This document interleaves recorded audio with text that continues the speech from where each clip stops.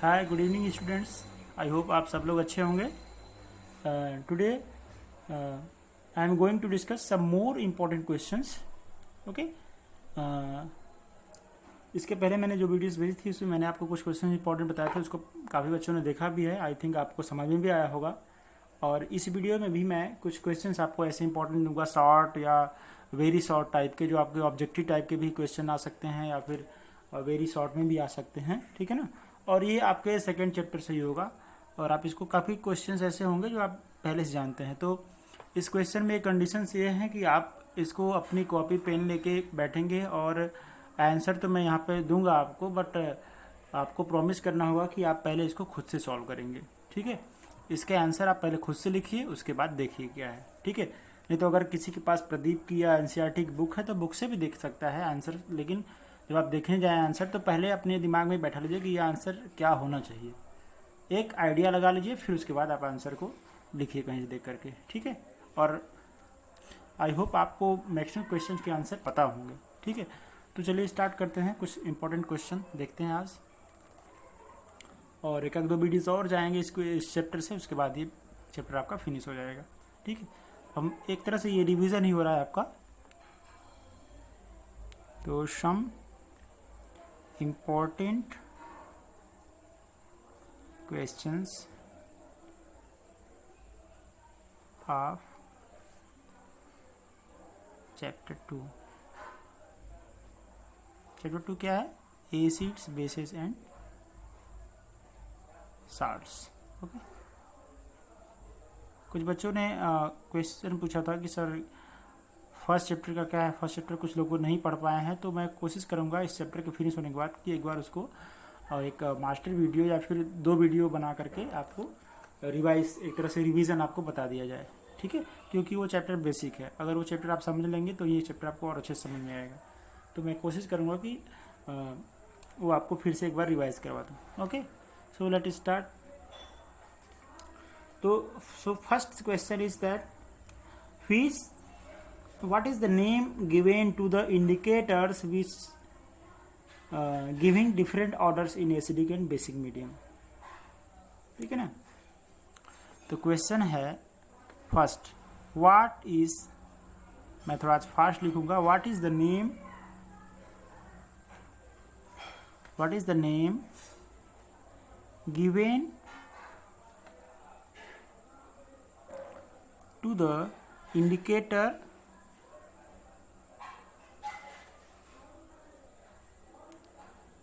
giving different orders in acidic and basic medium। Okay, तो आपको याद होगा मैंने स्टार्टिंग में ही आपको डिस्कस करके बताया था, जब मैं टाइप्स ऑफ इंडिकेटर्स बता रहा था तभी मैंने आपको बताया था कि 3 टाइप्स के इंडिकेटर्स होते हैं, या फिर आप कह लीजिए 2 बेसिस है इंडिकेटर्स को क्लासीफाई करने के। फर्स्ट वो है on the basis of their colour change in acidic and basic medium, and second था on the basis of their order when they mix with acid and base. ठीक है, तो पहले वाले इंडिकेटर को हम लोग एसिड बेस इंडिकेटर कहते थे, दूसरे वाले को हम कहते थे ऑल्फैक्टरी इंडिकेटर्स, है ना। तो दूसरा वाला क्या था, जो स्मेल के बेसिस पे था, ऑल्फैक्टरी इंडिकेटर, जिसमें हम लोगों ने ओनियन पील्स को भी लिया था। ठीक है, और ये बहुत सारे प्लांट्स है जिसका हमने एक्सपेरिमेंट टाइप का करके देखा था, और कह सकते हैं हमने ऑब्जर्व किया था। ठीक है, तो उसको बोलते हैं हम ऑल्फैक्टरी इंडिकेटर, वो LFACTORY indicators. Okay, olfactory indicators समझ में आया। ये ऑल्फैक्टरी इंडिकेटर्स क्या होते हैं, ये अलग अलग स्मेल देते हैं। ऑर्डर, इनका जो ऑर्डर का मतलब वही होता है आप किस तरह से स्मेल कर रहे हो इसको, तो इसका अलग अलग ऑर्डर होता है, एक साइंटिफिक लैंग्वेज है। तो ऑर्डर होता है एसिडिक और बेसिक मीडियम में, तो उसके बेसिस पे हम इस तरह के इंडिकेटर को ये नाम देते हैं। ठीक है, ठीक है, चलिए next question. The next question is, इसको आप सब लोग बताएंगे, which acid is produced in the stomach. सबको पता होगा, क्लास 7th में भी आपने पढ़ा होगा इसको, जहाँ पे न्यूट्रिशन है, चैप्टर 7th या 8th में है, आई डोंट नो विच किस क्लास में है, बस आपने पढ़ा होगा इसको। तो इसका आंसर क्या होगा? इसका आंसर आप सोचिए, which acid is produced in the stomach. Stomach में कौन सी एसिड प्रोड्यूस होती है? वो एक स्ट्रॉन्ग एसिड है ना, स्ट्रॉन्ग एसिड है, उसका नाम हाइड्रोक्लोरिक एसिड है। क्या नाम है उसका? Hydrochloric acid. Hydrochloric acid. अब हाइड्रोक्लोरिक एसिड का केमिकल फार्मूला क्या होता है? HCl। ठीक है, ये एक स्ट्रॉन्ग एसिड है, ठीक है ना, ये एक स्ट्रॉन्ग एसिड है। स्ट्रॉन्ग एसिड का मतलब क्या होता है? मैंने बताया आपको कि जो कम्प्लीटली डिसोसिएट हो जाए अपने आयंस में, H+Cl- में डिसोसिएट होगा ये, है ना, समझ में आया? थर्ड क्वेश्चन है, what is the difference between a base and an alkali? What is the difference between a base and an alkali? दोनों इंडिकेटर्स के साथ सेम टेस्ट देते हैं, बट इसमें एक माइन्यूट डिफरेंस है। किसमें? अल्कली में और बेस में, ठीक है ना। तो बेसिस क्या होते हैं? Bases are oxides and hydroxide of metals. Bases क्या होते हैं? देखिए, bases are oxides are hydroxides of metals. Okay, oxides are hydroxides of metals. अब ये जो बेसिस हैं, अब इन बेसिस में जो बेसिस डिजॉल्व होंगे, सॉल्युबल होंगे वाटर में, ठीक है ना, जो hydroxide ion in the aqueous solution देंगे उनको बोलेंगे एल्कलीज। तो यहां से लिखेंगे the bases which are soluble in water, soluble in water and give hydroxide ion अब हाइड्रोक्साइड आयन कैसे दिखाते हैं? Hydroxide ion OH minus, okay ना, in the aqueous solution. Aqueous solution का मतलब समझ रहे हैं क्या होता है? एक्वस सॉल्यूशन का मतलब होता है ऐसा जिसमें सॉल्वेंट वाटर हो, एक्वस सॉल्यूशन called alkali।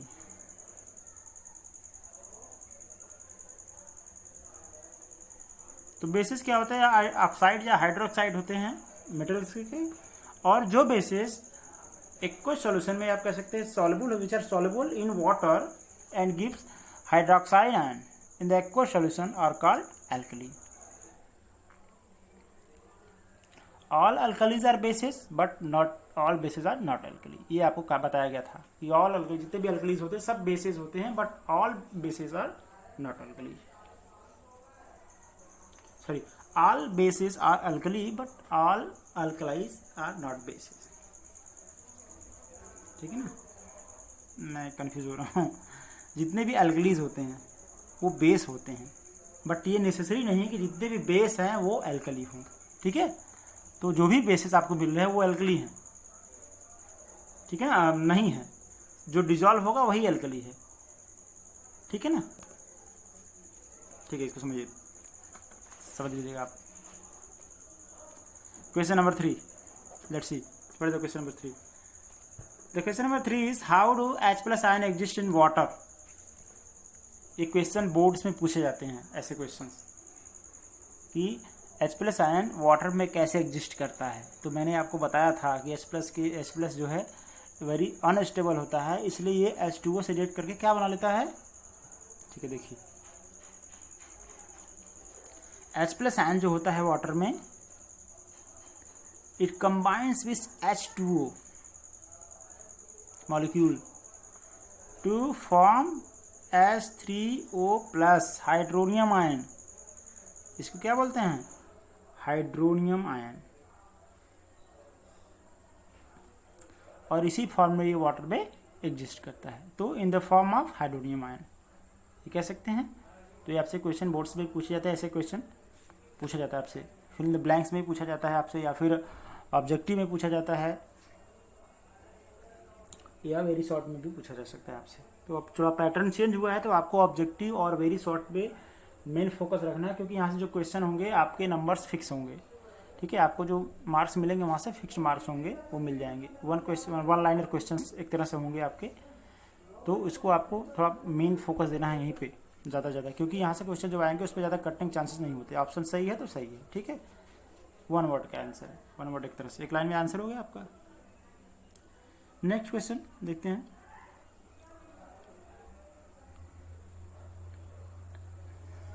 देखिए नेक्स्ट क्वेश्चन है क्वेश्चन नंबर 4, NH3, इसका मतलब क्या है? ये ammonia does not contain hydroxyl group, does not contain hydroxyl group, इसको आप लोग बताएंगे, contain hydroxyl group.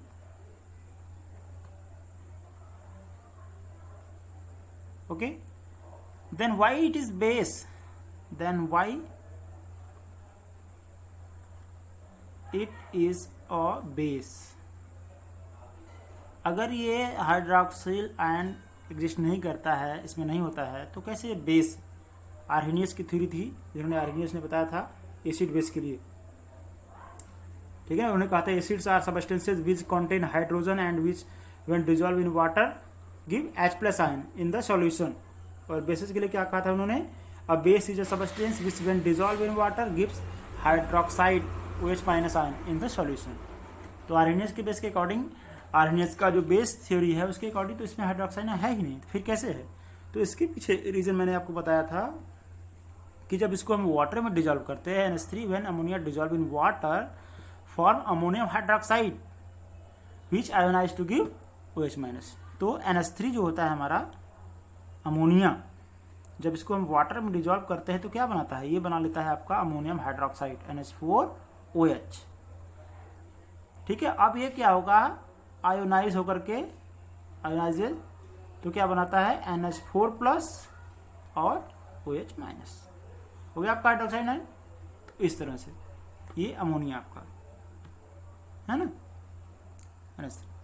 When dissolve in water form ammonium hydroxide, when dissolve in water ऐसे लिखेंगे, when ammonia dissolve in water to form ammonium hydroxide which ionise to give OH-, है ना, जो कि आयोनाइज होकर के OH- देता है। ये आपका यहाँ पे बन गया, यहाँ पे ये आपका अमोनिया है,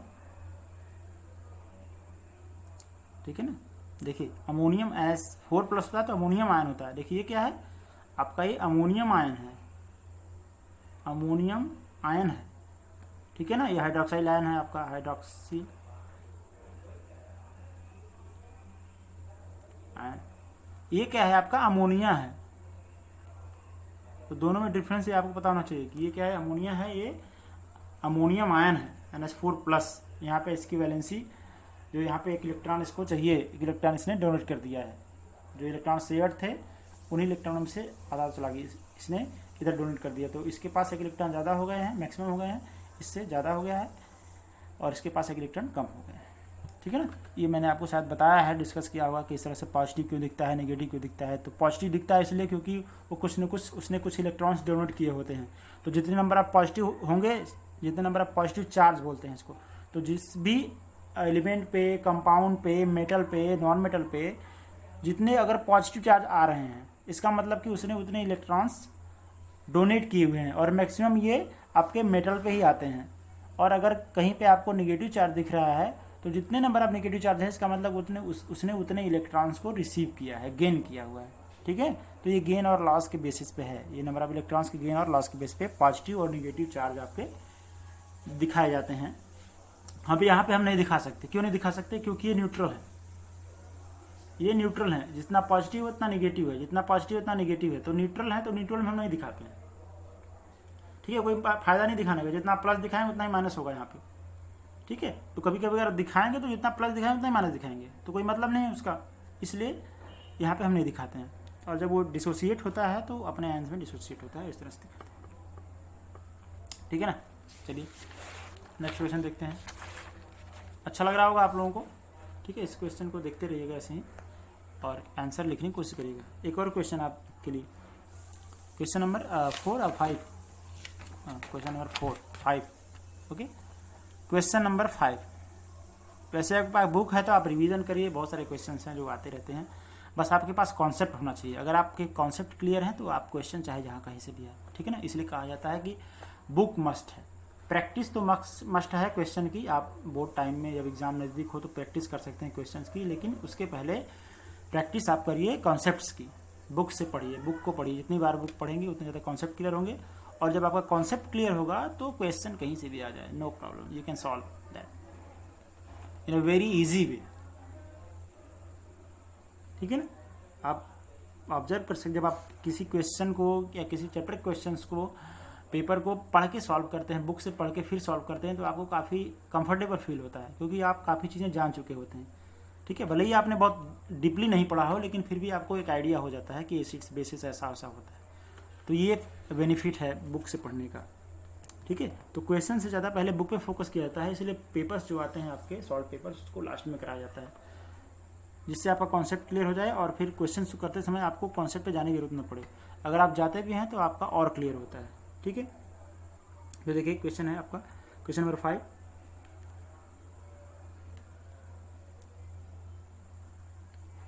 What happens when blue crystal of copper sulphate, copper sulphate का नाम भी लिख देते हैं और फार्मूला भी। फार्मूला क्या होता है कॉपर सल्फेट का? CuSO4। ठीक है, तो मैंने इसका बताया था आपको कि आयंस, इसका कलर क्या होता है? ब्लू होता है। Copper sulphate, what happens when blue crystal of copper sulphate are heated.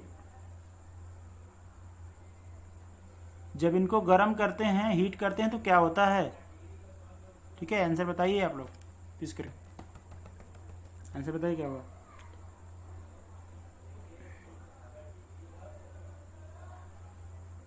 ठीक है, देखिए कॉपर सल्फेट है, लेकिन कॉपर सल्फेट क्या होता है? हाइड्रेटेड फॉर्म में होता है। ठीक है, तो कैसे होता है हाइड्रेटेड फॉर्म में? ये कॉपर सल्फेट होता है CuSO4 इंटू 5H2O, इस फॉर्म में होता है। ठीक है, इस फॉर्म में होता है। तो जब हम इसको हीट करते हैं, जब इसको हीट कर देंगे तो क्या होगा? ये वाटर का लॉस कर देगा। ठीक है ना, और ये देगा आपका CuSO4, इसको हम बोलते हैं white anhydrous copper sulphate. Okay, तो देखिए अगर आपसे कोई फार्मूला कन्फ्यूजन है, यहाँ पे आपको कन्फ्यूज हो जाएंगे आप। ठीक है, कि यहाँ पे इस तरह से आप दिखा रहे हैं, सर यहाँ पे ये है कॉपर सल्फेट सिंपल लिखा है, इसमें तो कुछ लिखा नहीं है, तो हम क्या लिखेंगे? तो कॉपर सल्फेट लिखा है, कुछ नहीं लिखा है, लेकिन आपको ये जानते रहना है कॉपर सल्फेट हाइड्रेटेड फॉर्म में होता है ना। तो अगर कॉपर सल्फेट का फार्मूला ऐसे आप ऑब्जेक्टिव में ऑप्शन में नहीं है इस तरह का, यही ऑप्शन में तो आप दे सकते हैं, लेकिन अगर ये भी ऑप्शन में है और कॉपर सल्फेट लिखा हुआ है तो आप इसको देंगे। अदरवाइज अगर वो हाइड्रेटेड या वाइट एनहाइड्रस कॉपर सल्फेट दिया हुआ है तो आप उसको चूज करेंगे अलग से। अगर नहीं दिया है कुछ ऑप्शन तो देखेंगे ऑप्शन में क्या है। अगर ऑप्शन में ये है तो इसको देंगे, नहीं तो अगर ये नहीं है तो कॉपर सल्फेट ये है। जैसे क्वेश्चन आ गया कि which one is the formula of copper sulphate, या फिर write the formula of copper sulphate, तो which one the formula of copper sulphate, तो उसमें CuSO4 दिया होगा आपका, CuSO4 इंटू 5H2O दिया होगा। ठीक है ना, या कुछ और दिया होगा, तो सॉरी आप क्या करेंगे? इस पे टिक लगा देंगे। अगर ये नहीं होगा तो इस पे लगा देंगे। ठीक है, तो यहाँ से वाटर क्या होता है? निकल जाता है H2O। अगर इसको बैलेंस करना चाहें तो हम यहाँ से बैलेंस कर सकते हैं 5H2O। ठीक है, 5 H2O है यहाँ पे, 10 हाइड्रोजन, 5 ऑक्सीजन, 5 ऑक्सीजन ये, 5 4 ये 9 ऑक्सीजन, तो 5 ये ऑक्सीजन हो गए और ये 4 9। ठीक है, बैलेंस है। चलिए क्वेश्चन नंबर 6 देखते हैं। मैंने क्वेश्चन को सिलेक्ट किया हुआ है, बुक से ही सिलेक्ट किया हुआ है, और वो क्वेश्चन सेलेक्ट किया मैंने जो मुझे लग रहा है कि इसको इन क्वेश्चंस पर डिस्कशन की ज़रूरत है। ठीक है, और वैसे बहुत सारे क्वेश्चंस हैं जिसको आप पढ़ सकते हैं। एक और क्वेश्चन हमने डिस्कस किया था, ये डेली लाइफ से आपके है। Why is potassium iodide added to into common salt. Why is potassium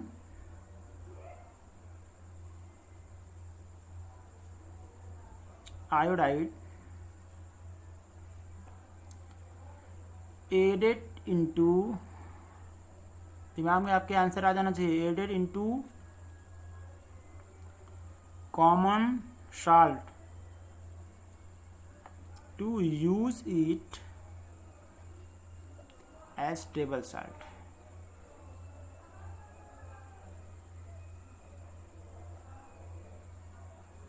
ठीक है, क्यों ऐड करते हैं हम इसमें?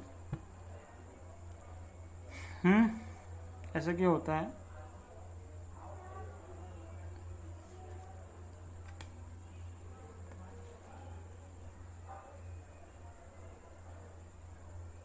The iodides are present in the salt prevents thyroid disorders. मैंने कहा था कि आयोडीन कमी से एक डिजीज होती है जिसको हम लोग ग्वाइटर कहते हैं।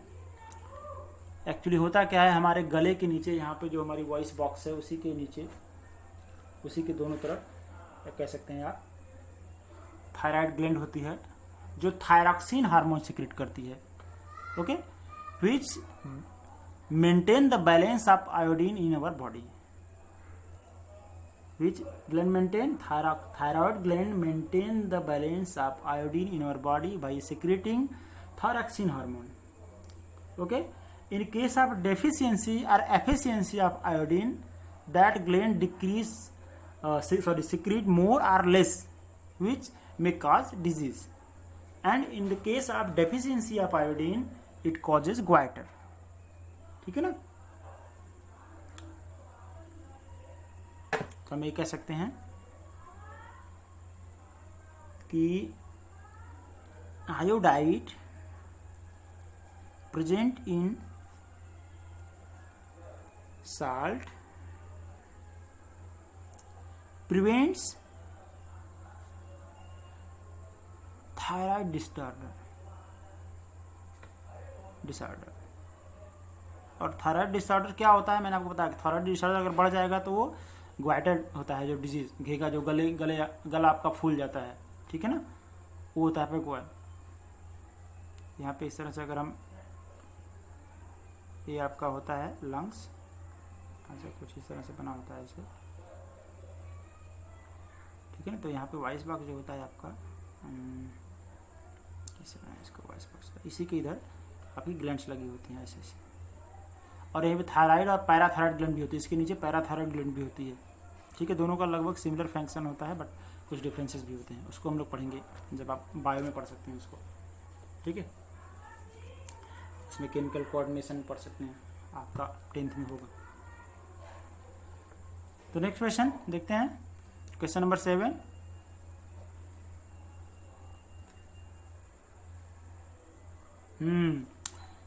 Very important question. which gases are produced, cathode anode का क्वेश्चन है, produced at the cathode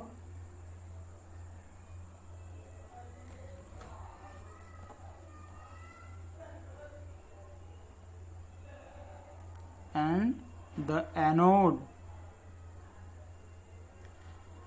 when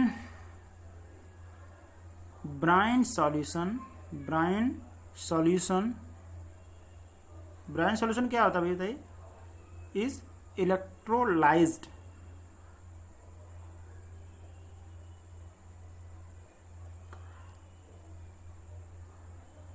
brine solution क्या होता है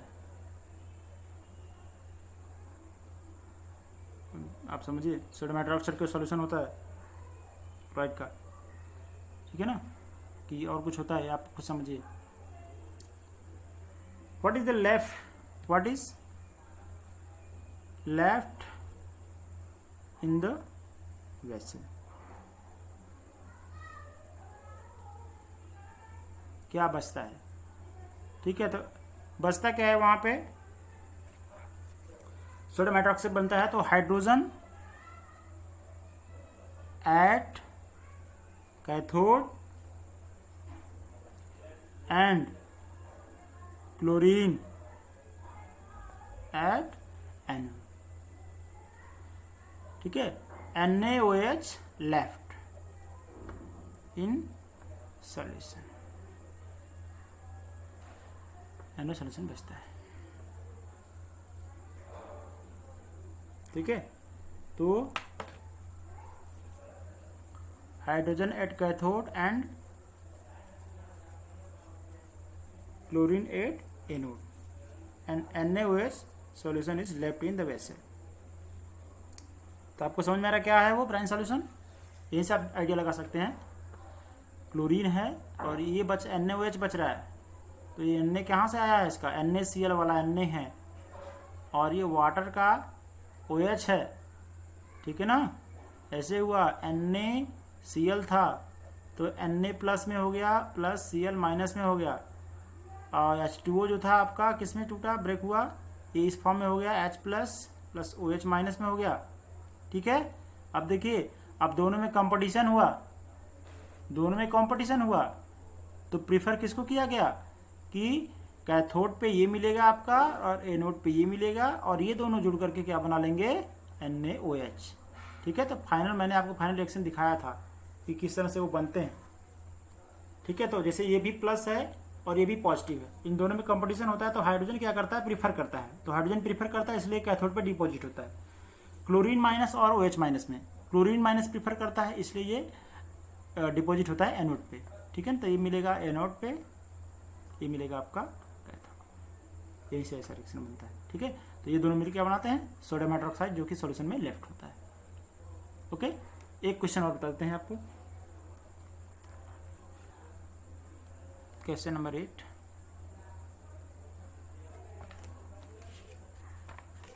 क्वेश्चन नंबर 8 कौन सा बताएं, what do you mean by available chlorine, available chlorine, what do you mean by, मैंने last में बताया था इस चैप्टर, जब चैप्टर पढ़ा था लास्ट में बताया था मैंने, what do you mean by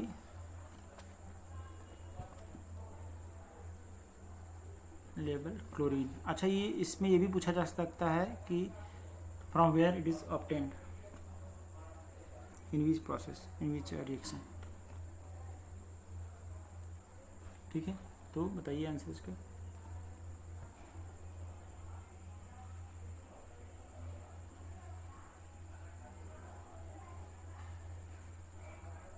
ठीक है, तो जब हम मैंने बताया था आपसे, जब हम ब्लीचिंग पाउडर को ट्रीट करते हैं एक्सेस डाइल्यूट सल्फ्यूरिक एसिड से, तो वहाँ पे क्लोरीन गैस लिबरेट होती है। ठीक है ना, तो chlorine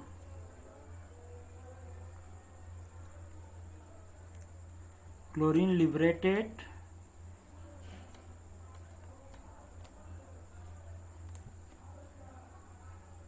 when bleaching powder, sorry for my writing, when bleaching powder treated with excess of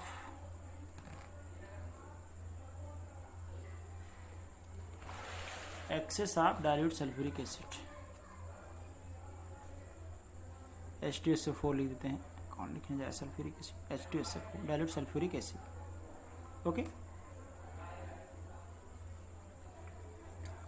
ठीक है ना, तो इज कॉल्ड अवेलेबल क्लोरीन।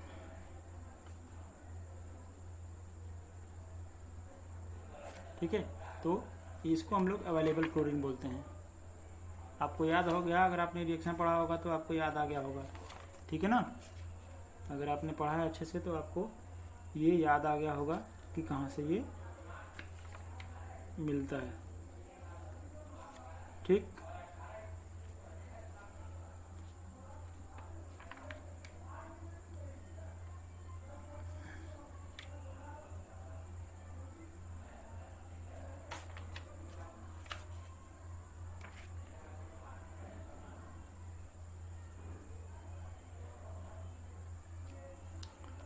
तो अभी के लिए बस इतना ही, एक क्वेश्चन डिस्कस किया हमने और कुछ क्वेश्चन डिस्कस करेंगे, फिर इस चैप्टर को फिनिश करेंगे। आप इसको पढ़ते रहिए, रिवाइज करते रहिए, ठीक है।